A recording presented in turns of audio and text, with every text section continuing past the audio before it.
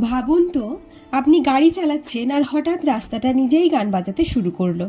শুনতে অবিশ্বাস্য লাগলেও এটা কিন্তু একদম সত্যি। এই আইডিয়াটা শুরু হয় 1995 সালে গিলিং, ডেনমার্কে। এটি অ্যাসফাল্টোফোন নামে পরিচিত এবং এটি তৈরি করেছিলেন দুই ড্যানিশ শিল্পী স্টিফেন ক্রারুক জেনসেন এবং জ্যাকব ফ্রিউড ম্যাগনাস। কিন্তু আসল ম্যাজিকটা কোথায় জানেন?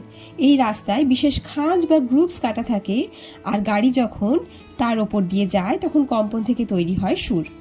যদি আপনি ঠিক স্পিডে গাড়ি চালান, প্রায় 60 থেকে 80 কিলোমিটার পার আওয়ারে, তাহলেই সেই কম্পন গান হয়ে বেজে ওঠে। তাদের নির্বাচিত সুর ছিল আরপেজিও, মানে একটি কর্ডের নোট বা স্বরগুলি একসাথে না বাজিয়ে একটির পর একটি দ্রুত বাজানো, যাকে ব্রোকেন কর্ড বলা হয়।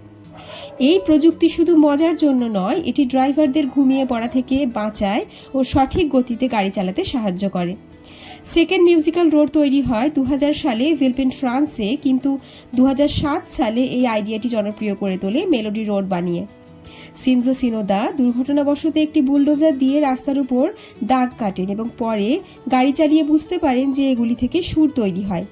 এইভাবে চায়না, ইন্দোনেশিয়া, হাঙ্গেরি, মার্কিন যুক্তরাষ্ট্র, তাইওয়ান সহ বিভিন্ন দেশে এটি ছড়িয়ে পড়ে। এইগুলি ছিল সব বিদেশের মাটিতে। তবে ভারতে নয় কেন? ভারতও এগিয়ে আছে এই প্রযুক্তিতে। 2026 সালে ফেব্রুয়ারিতে ভারতেও প্রথম 500 মিটারের মিউজিক্যাল রোড চালু হয়। মুম্বাইয়ে নারিম্যান পয়েন্ট থেকে ওর্লি যাওয়ার উত্তরমুখী ছত্রপতি সম্ভাজি মহারাজ কোস্টাল রোডে। এখানে জয় হো গান বাজে, যার সুরকার A.R. রহমান। বর্তমানে বিশ্বের বিভিন্ন দেশে মিউজিক্যাল রোড তৈরি হচ্ছে, কোথাও পর্যটনের জন্য, আবার কোথাও সড়ক নিরাপত্তা বাড়ানোর জন্য।